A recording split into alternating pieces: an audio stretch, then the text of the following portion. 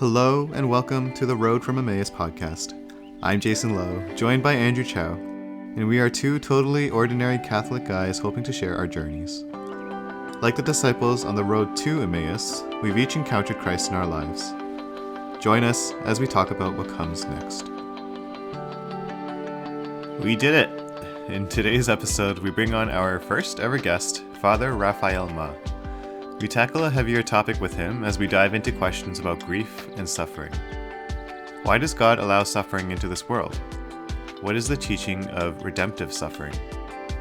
How do we approach grief with someone who is or isn't Catholic? Before unpacking these questions, Father Raph shares his own experiences with grief. From the perspective of someone who regularly ministers to those who grieve, but also as someone who's gone through his own fair share. It's a pretty packed episode, so fair warning that it's a little longer than usual, but we hope you enjoy it all the same. P.S. Father Raph wanted us to note that he gets some math wrong today, which seems to be a recurring theme on this podcast going back to our second episode. So Andrew, you know I'm a big podcast guy. Like I said in our last episode, I had to give up listening to podcasts during work, essentially. Yeah. And if there's one thing I've noticed, it's that every podcast that kind of gets to the next level is a podcast that has a guest. So we are incredibly excited to welcome on our first or second, depending on how you look at it, our first human guest, Father Raphael Ma. In case you're wondering what I meant by that, if you go back a few episodes, our very first actual guest, as Father Raph reminded us, was actually Peter the Spider in my room. But I'm sure no one actually cares about that particular guest. Everyone cares about this particular guest. So, Father Raph, welcome to the show. Thank you for joining us. Thank you. Thank you for elevating our podcast, Father. Hey, I mean, this is my first time doing a podcast, so thanks for giving me the opportunity. We feel a lot better about this whole experience now. Yeah, so Father Raph, I mean, you are one of our most faithful listeners for some reason. I don't know why, but we are very, very grateful to not just have you listen. We've known you for a couple of years now, I think. Just, you came to GT 2019, and since then we've kind of, both Andrew and I have been able to establish a friendship with you. And it's really cool just to be able to have the insight that you have been giving us individually. And then finally we just reached out to you and we were like, would you be interested in joining our pod? And you decided to say yes. So thanks again. Yep. So I guess today we wanted to kind of talk about kind of a heavier topic than usual, a heavier topic than Andrew and I usually go into. And it's something that I think you might have a lot of experience with, Father Raph. And this whole topic is just grief and suffering and kind of the whole Catholic spin and Catholic approach towards how to handle that kind of a topic. So before we actually dive into the whole, what is it, or like, what does the Catholic Church say about grief and all of those things, let's try to start from a bit of a lighter approach and just kind of go from your own personal experiences. So as a priest, you've been a priest for like 2 or 3 years now? I think it was about 2 years. No, we're coming up to 2 years. Almost 2 years. I was ordained in June 15th, 2019. Yeah, exactly. Yeah, so almost there. So within, your year plus almost 2 years of experience, from my understanding, you've had quite a bit of experience in terms of, dealing with people who are going through grief. Mm-hmm. Can you kind of tell us about what exactly it is that you do in that particular space? Sure.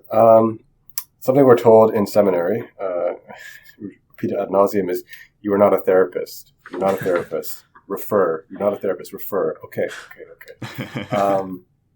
And that's true. The main things I think, priest kind of comes into the grieving process with the funeral or whatever it is that family wants to do. Mm-hmm. So for me, that's kind of, I find out a funeral home calls, and then I try to get the family's contact information, and then I have kind of a family meeting. Right now with COVID, it's not usually possible to do that in person, but so it's on the phone, it's on Zoom, and I find that, so from my own experience, and I guess we might get into this later, but so I lost my own mother actually in 2018. Mm-hmm. I lost my grandfather recently, one of my mom's dad, and I lost my maternal grandmother in 2017. Sorry, my paternal, so my dad's mom. Those were probably the two closest ones, my paternal grandmother and my mom, because my dad's parents actually lived in my house growing up. Anyways, and so in both situations, from my experience of going through the funeral planning process, I found it personally really helpful when the priest asked our family, like, tell me about this person, because most of the time priests actually don't know the person you're doing the funeral for. Of course, I mean, yeah.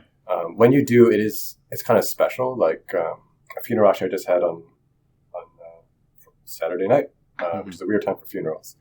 But I remember when I went to the visitation, they wanted the prayers before the visitation. So I did the prayers. I went to, pray at the casket.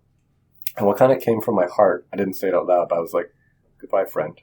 Like I just, that's not always the case. And that's okay. Because sometimes I'm there to help people through their grief, but sometimes I'm also grieving as well. So I guess we'll start with what does a priest do? So yeah, I think for me personally, that family meeting is important. I think it's good for people to be able to tell stories, and it's good for the priest because hopefully your homily will be somewhat relevant. And as we all know, there's no eulogies at a Catholic funeral mass. Outside of that, there's room in the ritual for it says words of remembrance if it's not a mass, right? But people kind of expect that. But to be honest, as long as you mention the person's name during the homily, people are usually happy. Right. And I try to go more than that. My general approach to homily is, like what's the context that we're in, and like how does the Word of God interpret our context, right? And so I try to listen for something in the stories they're telling of this person's life, and I try to see how it can tell something about how God loved this person, or how God loves us, or both, right? So that's that family meeting. Then it's also just sometimes managing the drama. Sometimes I see. You get a bit of that, eh? Yeah. Sometimes, because sometimes a family has to come together for the funeral of someone. Right. And people who are not normally talking and people who try to avoid each other now have to work together. And so sometimes you might have to feel like someone says something, they won't talk to each other, but they want you basically to referee their family disputes, right? And to be sensitive to, the people are grieving, and that I think is ministering to people's grief as well, to help them through that, and not to be demanding, to be flexible, because it's a very vulnerable time. And then there's a funeral itself. I think that as wonderful as it is to have, a nice homily or even people sharing words of remembrance, there is something beautiful about ritual. Like humans can enter into something when it's familiar. If everything is new, it's hard to get into that. But sometimes, like a lot of people, like most funerals, I think, songs of the angels, right? It's sung at when the casket's being incensed or the cremated remains. And in a funeral home, we don't generally do the incense. I think you can if you want. I've done it before at request. But holy water, you do sprinkle the casket or the cremated remains with holy water as a sign of their baptism. But I usually have the music person play songs of the angels at that time because it's such a familiar sound, and it brings. I've noticed just watching, the difference between like the readings and the homily, and then times when there's just music.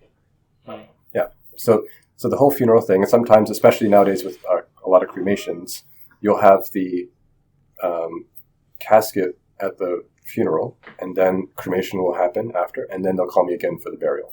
So then the burial again is another opportunity. Right. And there, I've seen some pretty creative things, and I try to personalize it. I remember. Now, this is a Catholic podcast, so I can say this, but there was a deceased lady who, every time someone visited her, like she would offer them Chivas Regal, which is kind of whiskey. Okay. And so I said to the family, I was like, "Would you like to offer the people at the burial a shot of whiskey?" And they're like, "Can we do that, Father?" I'm like, "Yeah, I'm a Catholic." I would have asked the same thing. I had no idea. Yeah. But the idea is it's something kind of like a personal touch there, and I think people can appreciate that. Another beautiful thing I had again, so there was a cremation, and then the family got together again for the burial, and an urn vault. So like when they put a casket in the ground, there's usually like a vault. So you can have a urn vault. Otherwise, it's just they keep it in a bag and they put it in the ground. And anyways, an urn vault. This one was metal, and they brought these items. They said, can we like the cottage was a really special place, so we brought like some sand and some rocks from the beach, and we thought like everyone could put a little bit in, and like fine. Mm-hmm.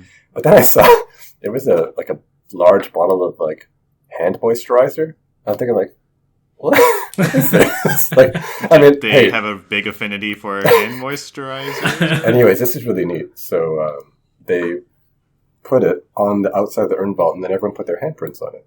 Mm-hmm. Huh. That's kind of cool. So anyways, That's this kind of nice. thing, the idea is to facilitate whatever helps with people's grieving process. But another beautiful thing is the prayers of the church. You know, they focus us on the reality of God. Because I think we'll end up talking about this. You can look at grief from a psychological and a secular point of view, but our faith does add a different dimension to it. So I would say that's kind of the main thing. And then there's just a kind of pastoral follow-up. You know, I could do a better job of this, but sometimes it's been providential. I remember I called some person for something else, and it happened to be the death anniversary of her husband. And she was like, you know, Father, you don't know how much it meant to me that you called me on this day, right? And it's really amazing that like a simple phone call can do that. So I think that's a really important thing here because, with the whole personal connection part, like it can be easy to just look at this as a transactional thing, right? Like you have a funeral, you call in a priest, and it's like, hey, let's get the funeral done and over with, and that's it. But I think it's great that you bring up that it's an important part to make sure that you establish that personal connection with the family because, like, let's be honest, like, you know, you've been through it, obviously, as you just shared. I recently went through it. My grandmother passed away about 6 weeks ago, and you know, I called in my spiritual director who was able to celebrate the mass for the funeral. Oh, good. Praise God, yeah, and you know, just to be able to know that you know, I from my side of things, from my it was my mom's mother who passed away. From her side of things, to know that it was a priest that we have a bit of a personal connection with, it actually makes a big difference. So, and it was comforting as well. And I don't want to leave anyone under any illusion. That's not always the case. Yeah. We sort of, priests kind of jokingly refer to it as a rent-a-priest funeral, but there are funerals where people are mostly, like, they don't go to mass, whatever, but for whatever reason, they asked for a priest, and that is something. So I try to go to those, but sometimes it's like pulling teeth. You ask them to tell you about the person, like, well, they were a nice person. You know, they were just really, like, nice. Oh, I'm sorry. This is like bringing like very different memories. So like, completely an aside here, but like when I went for my engagement shoot with my fiance, the photographer, like grief in some. Yes, exactly. The photographer asked her to ask my fiance to tell the photographer about me. Like, okay, so what do you like about him? And she literally said, like, hey, he's nice. And, like, and that's as far as we got. Like, that was it. And it was like, all right, well, anyways. And again, I mean, where people are at, that's the other thing, too. So it's time sensitive, right? So usually funerals within a week of someone's dying. And I end up calling, like, the day after. So sometimes it can be really... Yeah. So it just... Very recent. Yeah, for sure. So... I mean, you know, I think it would be fair to say that like that's very much a part of the whole priestly ministry process, right? It's, you know, was it fair for me to say when I introduced you off the top that like it feels like to me you kind of get these calls a bit more often than so that's the other thing too. I from my experience, and that's the other thing too. So there's priestly ministries, like, you know, as I described, this is what priests do at funerals, but any ministry, any vocation really. God called me, you know, with my circumstances and my experiences. Yeah. And when I tell the story about my mom and like my going through the last 3 weeks of her life, and I say, you know what, like she wanted to be at my ordination, and she passed away before even my perpetual vows, because I'm in a religious community as well. But she honestly gave me one of the greatest gifts in terms of ministry. Like we do a lot of sort of like role play ministry, so. This could be another episode. Like, priests seminarians have to learn how to hear confessions. So we have like practice confessions. Interesting. That and makes it's just sense. like, you know, yeah, right. And as you go through them, but like and you try to be serious, but sometimes it's funny, right? But no amount of role play can prepare you for some of these things, you know. Like, and for me, it was going through that personally myself. I had a sense of, you know, what people are going through. I never, ever, ever, ever say, I know what you're going through, because I don't. Yeah. Okay. But just, I kind of carry that with me. And you know what, for me, personally, this is kind of where we shift from like, you know, what can a priest do to help someone grieve? And this is like, what can I, you know, Father Raphael, but like, you know, I am I'm baptized, like I'm Raphael, Mm-hmm. What can I do with what God has given me through my life experiences? And actually, it's also a way for me to grieve. I know I've been by a lot of dying mothers' bedsides, including my own, right? Yeah. And that, in a sense, kind of, it sounds weird, but that's a comfortable place for me, Okay. And I think so people appreciate that. And word kind of gets around. If you have like a sensitive funeral, sometimes I do get that call. And, I'm fine with that. And sometimes I know I'm not saying like there aren't other priests who get those calls, but I do know that sometimes I get a call from the funeral and they're like, we were asking for you specifically. And I was like, okay, and this is really just, a gift that God has given me. And hopefully I'm giving it to others. Right? For sure. And, that's nothing to penalize other priests or anything like that. No, I think no. like, do you think it's something to do with your personality or the way, like, maybe you put your own pastoral gifts? Like, is that, what do you think? I think it is the fruit actually of just of my own grief journey. Okay, I see. And this is another thing, kind of going back to the subject of grief. Maybe if I could say this now. So, in the kind of literature, again, I didn't study like therapy or whatever, but I did these hospital placements where there were psychotherapy students actually who were my classmates, and we were doing the clinical stuff. Mm-hmm. And basically, on the chapter on grief that we talked about, there's a kind of a spectrum. They talk about intuitive grievers and instrumental grievers. So the intuitive griever is the person who's just like crying, or like just the emotions come up, right? Mm-hmm. The instrumental griever is the person who like does things to grieve. So like they're not particularly emotional, at least not on the outside, right? Mm-hmm. And they can't just sit like, now I'm going to take some time to grieve. Mm-hmm. Right? Yeah. It's actually in the doing of things. That's how the grief gets processed. And so for me, actually, a great example, like when I celebrate the funeral of like a mother, right? Sometimes it takes me back, and I almost feel like right. I'm processing that relationship. At least, so this is just my own thought. I think it is true, though. I think grief is our side of a relationship where we've lost something. So not always death, actually. We generally think of grief as something to do with death, but you can grieve actually any kind of loss. It's now that the loss has happened, there's like this kind of like hole, and grief is a feeling of that hole, I guess, right? Mm-hmm. Mm-hmm. And so for me, my experiences, I think, so I've sort of so it's for me. I see my ministry to people who are grieving as part of my own grieving, but I do recognize that it is a service to them, and I'm comfortable in this area because I've entered into this area. So. I think that's a good way for us to transition into like one of these points or a typical question here, right? Like, especially when you talk about that whole, mm-hmm. I think a question that often comes up is like, why does a loving God allow these kinds of grieving situations to happen, right?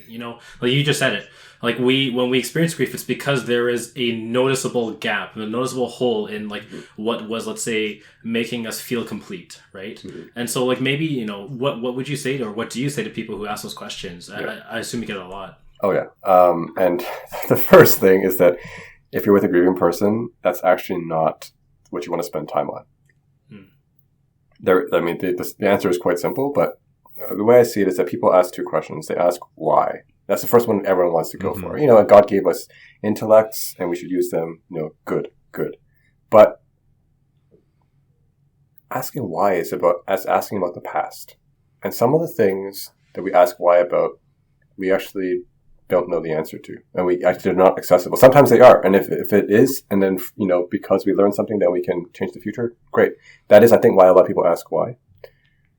But even if you found out the reason why it was happening, sometimes that doesn't change the future, right? Mm-hmm. So I try to engage people on that, and I say, you know what, like, and it's kind of a pastoral judgment, like in the moment. I said, like, I just say, like, I don't know why. I know why in a macro sense, and I can talk about that in a second, but I don't know why. And that in a sense gives them permission to be in the place where they don't know, right? Mm-hmm. Because but I said, I don't know why, but what I do know is I want to be here to help you think about what you want to do about it now. That's different. That's about the future, right? So why is about the past, but so I don't know why. but we can talk about what we're going to do about it. Yeah. And that's kind of my way forward. But to answer the question, Andrew, very quickly, and this is something you would never say at the bedside of someone. But the truth of the matter is that, from Revelation, we know that suffering and death entered the world through sin, right? In the Book of Wisdom, God did not make death, okay? Nor does he desire the destruction of the living, right? It says death entered the world through sin and the envy of the devil or something like that. And that is, so it's not like, and because the first thing people jump to is with the wise, what did I do to deserve this? That's the other thing too, right? And I'll tell you, here's a kind of personal story. So my mom died of cancer. She had struggled with cancer for 5 years.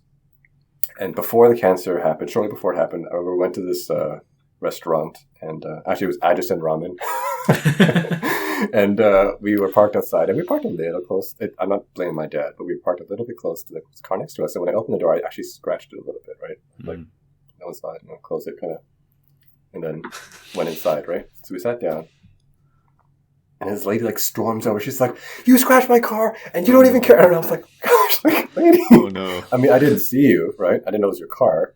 Okay, just give me your car information. We'll figure it out. I'll pay what we need to pay. Okay, just give me the number. So we're sitting down looking at the menu. 1 minute later, she comes in. "I just called you. You didn't answer." I was like, "What?" Oh my So gosh. obviously, she had an experience with someone in the past, right? I see. Anyways, so my parents very graciously took this person and the people who were with her outside, and they had a sort of shouting match outside, apparently. But apparently, this person's mother cursed my mom, right? Something in Chinese, and parents curse.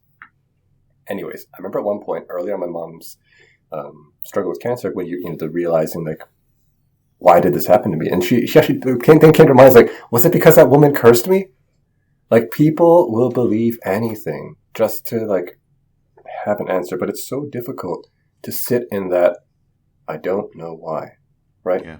But that's actually it, because the thing is that's not true. That's not why it happened, right? Mm-hmm. But we're sitting in the truth when we're honest. I don't know exactly why this happened to you. I don't know exactly why this happened to me. And it's from there that we're open to encountering God, right? So, anyways, to take it back, so it wasn't because of some of our suffering is a result of our own actions. That's obvious, I think, but not all of it. That's the important thing to get across. But at some point, suffering and death enters the world through sin, and the reason why is because God allows free will, right? Mm-hmm. But the thing is, what does God do about it? Rather than why is this happening? What do we do about it now? Mm-hmm. What did God do about it? So I was actually having this conversation with a friend about this the other day, and I had listened to this talk by Father Benedict Rochelle, and I think it was on the problem of suffering. And he says, in the Old Testament, the highest answer about suffering is the Book of Job. And if you're familiar with the Book of Job, it's basically why is all this stuff happening to me, God? Yeah. I mean, here's the thing: Job is innocent. That's the key factor, because his friends come over and they're like, "No, you must have sinned, Job. Seriously, man." And Job's like, "No, I really didn't." And that's, we know that from the very beginning, the little dialogue between God and the devil. Yeah. They recognize it. God is like, "Look at Job, my righteous servant. Mm-hmm. Do what you want." Exactly. But you don't harm his life. And but at the very end, basically, God just takes Job on a sort of tour of God's perspective, right? Have you ever seen the movie Tree of Life? It's I have not. Terrence Malick. It's a bit. He's got some artsy movies. It's a bit of a trippy movie, but basically, I'm not spoiling it. It's this guy's it's like a modern Job story, and it's interspersed between the movie scenes. It's scenes of creation, like dinosaurs, okay. and Big Bang, and whatever. And the mountains forming in the clouds and stuff. Anyways, so when Job kind of gets a sense of God's perspective, he says at the end, he's like, I cover my mouth and I'm going to keep silent. So that's one thing, just from God's perspective, just the majesty. And it's true, when people encounter God, it's hard to explain, but it does change things, right? Your perspective changes, right? But that's just the Old Testament, okay? So, God is in control. I guess that's kind of, we can say, is the kind of take-home message there. Mm-hmm. But in the New Testament, God enters into our suffering. That's the difference, right? Yeah. And so it's not like, because the way I explain it, when I have a high school class, this often always comes up, why does God allow suffering, right? The way I see it, God has two choices. God could make all the suffering go away like that. God's omnipotent, right? He can do that. Mm-hmm. Or God could permit the suffering, which is a result of our choices. Again, not necessarily my personal choices, but choices collective. Yeah. Because he can bring more good out of it, right? And the truth is, and so, I mean, as far as I can tell, God did not make all the suffering go away. Mm-hmm. So it seems to me that God chose option B, right? And I think about in my own grief journey, my examples, like in my mom's cancer journey, especially the last 3 weeks, like, people were pouring out of the woodwork to, like, bring us like food, to visit, just like basically suffering is a cry for love. I actually, I wanted to find the actual quote for this, but I was reading Stephanie Gray, that pro-life speaker. Actually, she's from BC, I think, Andrew. Oh, is she? And yeah. Anyways, she has this. She had a post one time, and I read it, and she was quoting Salvifici Dolores, which is John Paul II's encyclical on redemptive suffering. And there's a line that says, "Do we not owe to suffering the love that stirs in our hearts?" Okay, do we not owe to suffering love that stirs in our hearts? And I think from her article, I realized that you could read that two ways. You can read it as like a moral exhortation, like when we encounter suffering, we owe it to give the love in our hearts to those who are suffering. Great, no, that's true. That's true. That's like a exhortative interpretation, but you can interpret it in a causative way. So, is the reason why love is stirring in our hearts not because we have encountered suffering somewhere, right? And this is really the kind of the tragedy about euthanasia, right? It's that suffering, God permitted suffering to bring more good out of the world. And really, in general, it begins with more love. Love is the response to someone in suffering, right? Mm-hmm. And rather than someone feeling more valued because of their suffering, people, unfortunately, feel less valued. They feel like a burden on people, and that's why they want to seek euthanasia. So anyway, so long story short, God allows suffering, as we all know. It's in St. Paul's letter to the Romans, because God can bring even more good out of evil. And even what you just touched on, the whole point of how within the New Testament and very much what we now believe today as Christians and Catholics is how God has entered into our human suffering. And, when, our listeners may have heard of the whole term of like redemptive suffering. You mentioned it yourself. That's the whole idea of what this is, where God takes the terrible tragedies that we've gone through and he transforms that into something good, something that is love. That's a good point, because I think sometimes when people talk about redemptive suffering, we think about like what we're supposed to do, how I'm supposed to redeem the suffering. Yeah. But it actually, I'm glad you pointed out, it actually begins with, it's because of Christ that actually we can participate and make our suffering redemptive. Because ultimately, it becomes redemptive by joining it to Christ's suffering. Like, God entering into our suffering changes things. Like, I'll tell you very simply, I remember going through those last, the final week of my mom's life and after she died. I remember people often will say like, that they had a peaceful death or whatever. And I'm going to be honest, I'm sorry, like it didn't look like it. So at the last moments, it was very beautiful. Like, she saw the last person. She said, "Let people come." So they came, and if she got tired, we said, maybe wait a little bit. The last person she saw was 2 hours before she died, and I remember we just kind of taking turns keeping watch by her side, and I noticed her eyes, like, because she was really tired, so her eyes were closed. Her eyes just opened, like, sorry, that hurt my eyes.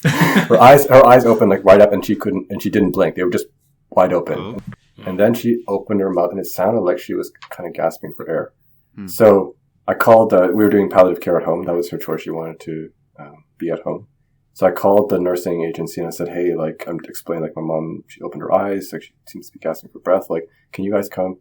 And they said, as soon as we can get there is in an hour. So I was like, okay. So I called my dad, and I was like, Dad, come up. Like, I don't know, this might be it, And so we actually, it's really kind of amazing. In the last year or two of my mom's life, she found this Divine Mercy pamphlet that I had like left on a desk somewhere, and she just took she just became devoted to the Divine Mercy and St. Faustina. And actually, her visitation was on her funeral.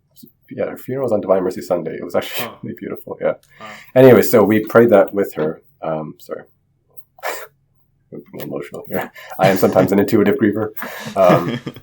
So we were holding her hand, and then she went in the during the third decade of the chaplet, like her hand, like if the temperature would drop, right? Mm-hmm. And I looked at her, and it did not look peaceful. And I remember the next day, so at Mass, at the church, my home parish, they pray the Rosary before Mass. And I remember praying, and it was a Tuesday, because my mom died on, get this, Monday of Holy Week, and her mother-in-law, my dad's mom, also died on Monday of Holy Week 2 years before. They died liturgically on the same day. Wow. So, and actually, so for me, like I chose the readings, so I picked Ruth for the first reading. Your people will be my people, your God will be my God. Where you are buried, I will be buried. You know, like, sorry. Yeah. I'm going to get teary myself. Yeah. It was just, yeah, like, but what happened, so I remember praying, and it was, the fifth sorrowful mystery, Jesus dies on the cross, and there's this crucifix there, and I thought, like, Jesus did not have a peaceful death. Okay? And you know what? The beautiful thing is that my mom is not alone in her not peaceful death, right? That Jesus is there with us. That's what transforms the suffering, and that's what makes it redemptive, actually, to know that God is there, and not only that, God is saving. God saved us by entering into our suffering. So this is something actually that, like, you said to me before, specifically for your community as well, because this is very closely linked to the charism of your community, right? Yeah. Talking about essentially the entirety of the human life, not only the suffering, but almost in a sense, especially the suffering, can be found in Passion Story, which really ties well into Lent. So I don't know if you want to talk a little bit about that. Sure. Just and this is not like an ad for my community. I belong to a community called the Congregation of Resurrection, and our spirituality is focused on what is called the Paschal Mystery. So it's the Passion, Death, and Resurrection of Jesus, and if you want to include the Ascension, okay. And it's interesting because I remember when I was discerning my vocation, I was actually a diocesan seminary before this, and I entered this community. When I was discerning, I was reading Presbyterorum Ordinis. I think that's maybe it's Autatum Totius. One of the two. I think Autatum Totius is on the training of priests, and it says something about priests need to be so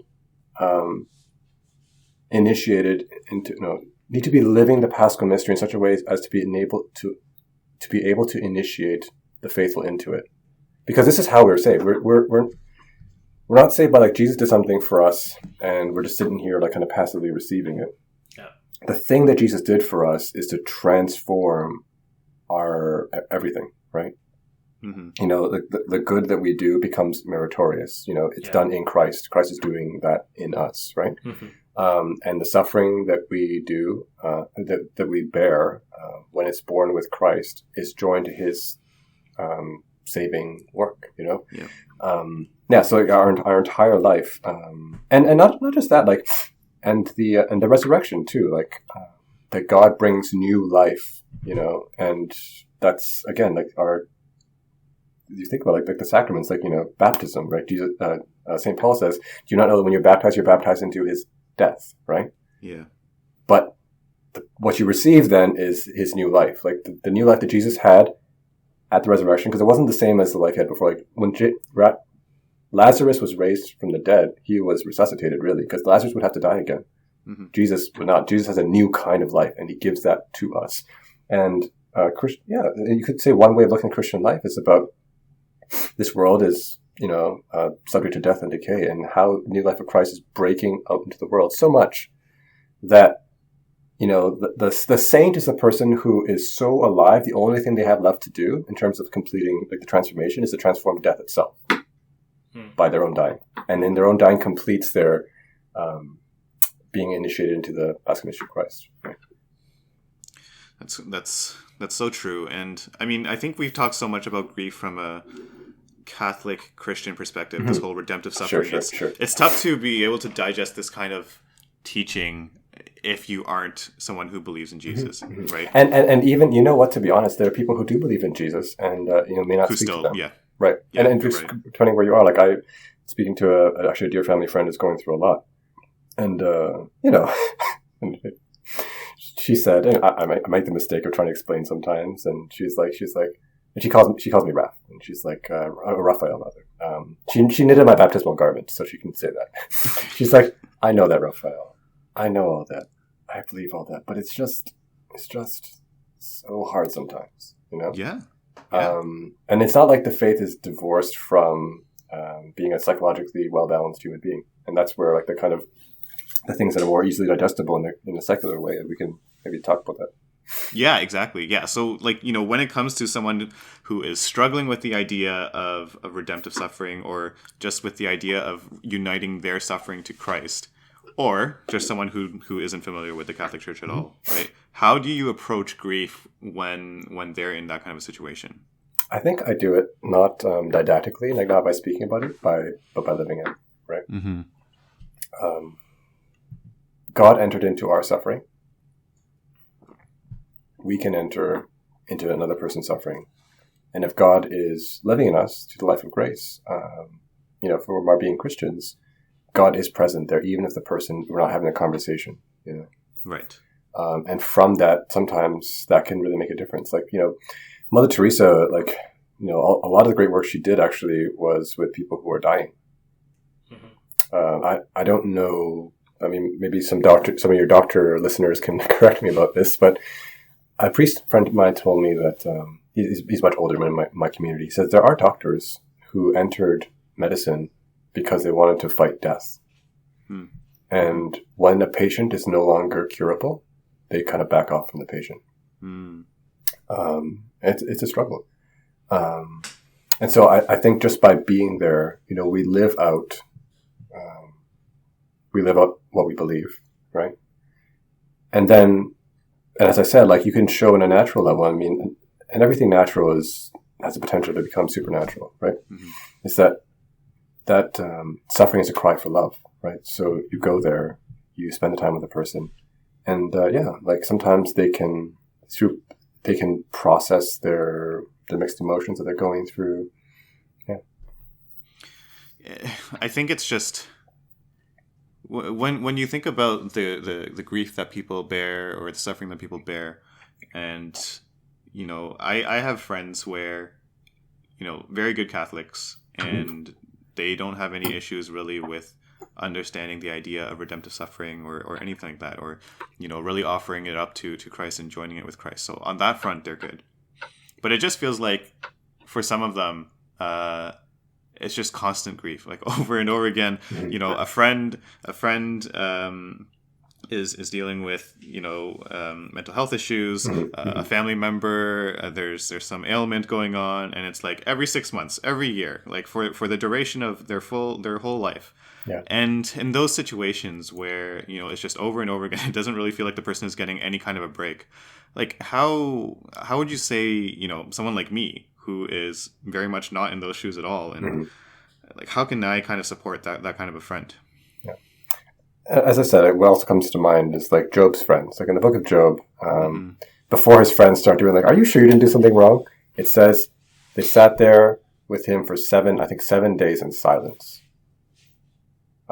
There's a little show. There's another podcast. I don't know if you heard like that Into the Thicket podcast. No. Okay. Anyways, they did an episode on grief, and someone passed it to me, and they talked about this very thing.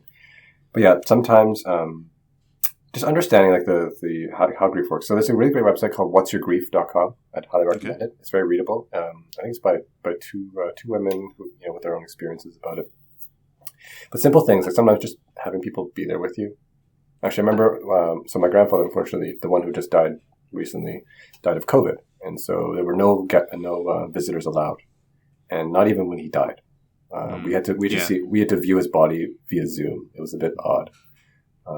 And I remember after that finished, like I was all kinds of emotions. I was really angry that we weren't able to visit and how this all happened. And I thought to myself, no one knows. No one here knows my grandfather just died. And no one's going to call me. And no one's going to, right? And really, thanks be to God, what happened is like we have some other family friends who did know. And two of them called me. And I mean, I didn't tell them at that moment, but it was really a need to have people be there with you. So, and actually, this was a recent, I think I've had at least 3 or 4 funerals in the past 2 weeks. And one of the funeral homilies, I talked about how grief opens up this hole in our life, right? Mm-hmm. And it's not a substitute, but that hole is the feeling of loneliness in some way, shape, or form. And it's not a substitute, but to have people to be there with you does bring some comfort. I think that's kind of what I was talking about. Like, suffering is a cry for love. Doesn't matter if you believe in God. Doesn't matter if you are struggling with your faith.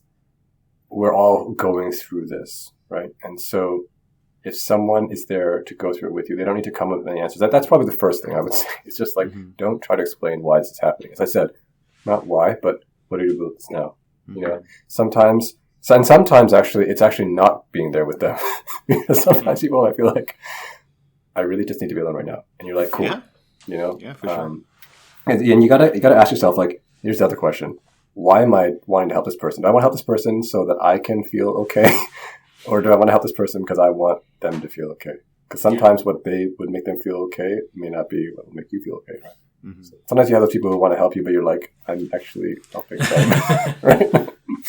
So. I guess, like, if we take that even a step further then, right? Because going down this journey as well, some people don't get that, right? They don't have the people bring them love, and they just feel the suffering.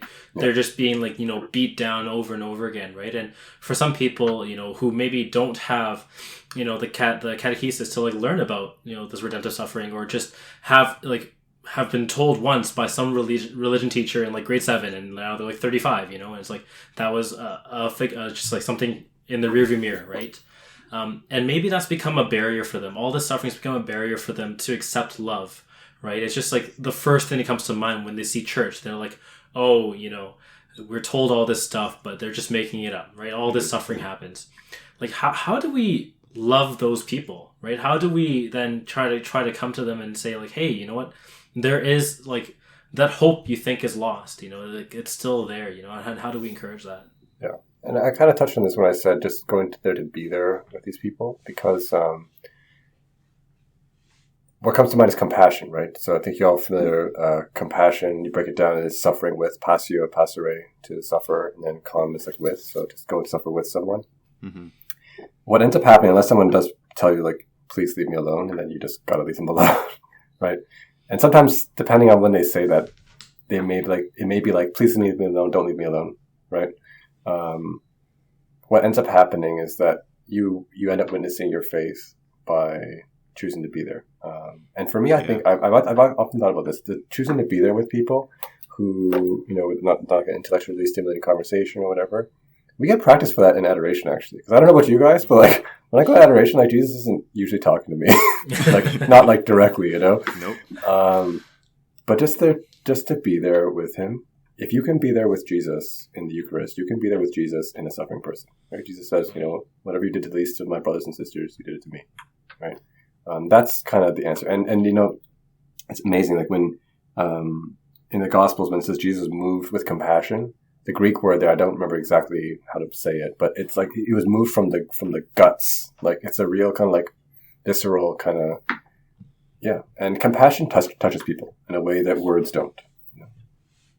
I think that's very true with the idea of just giving someone your presence. Like, that in itself can be a gift. And when people, when people realize that you are there for them, not just transactionally, but also just, you are genuinely interested for their well-being.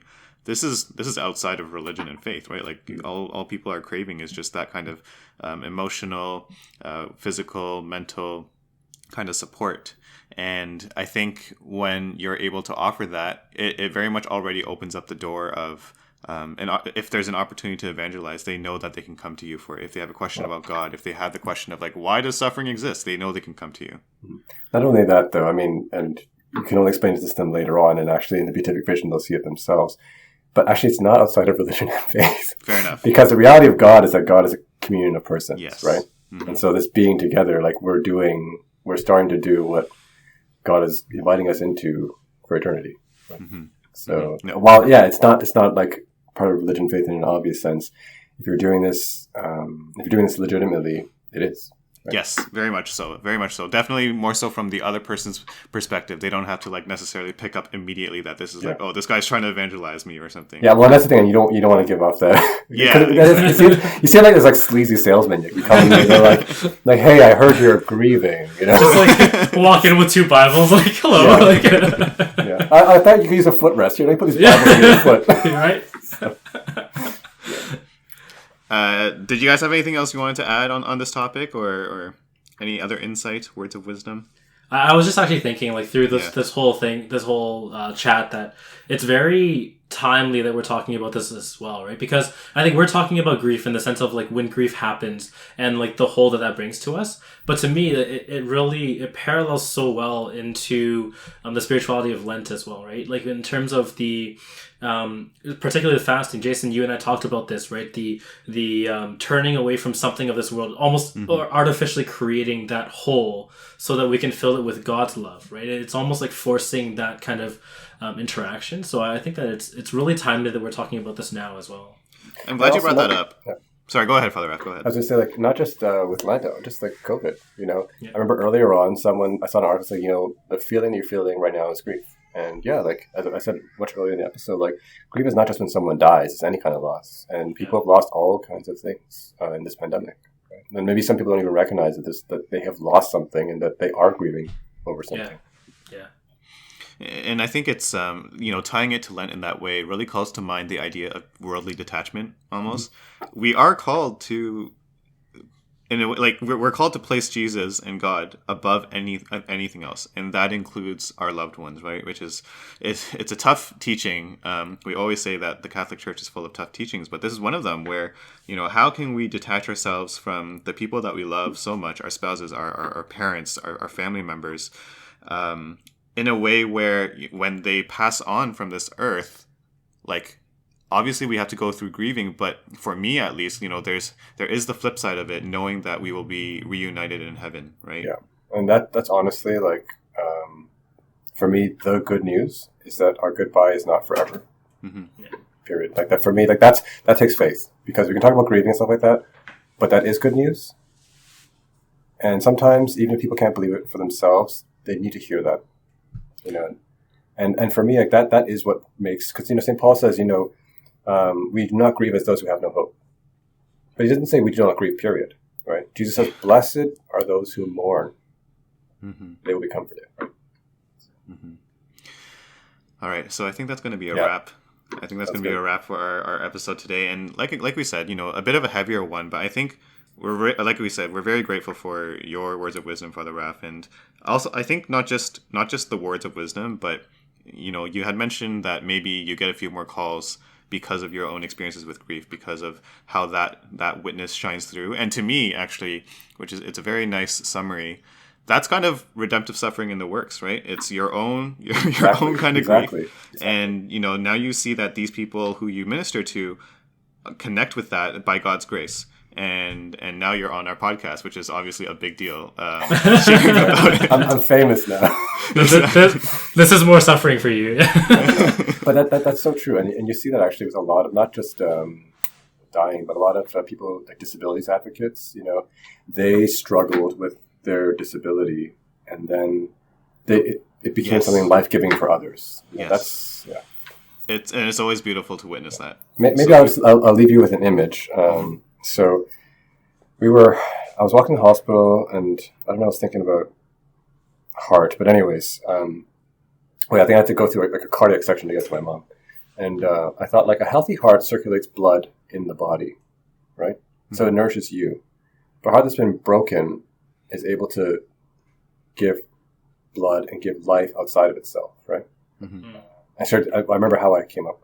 So it's people who were saying, like, our hearts are breaking for you, our hearts are breaking for you. I'm like, what does that even mean? And I started thinking about that, and this image came to me, and that's really true. Like, and talk about redemptive suffering, call it intuitive grieving if you want to call it that.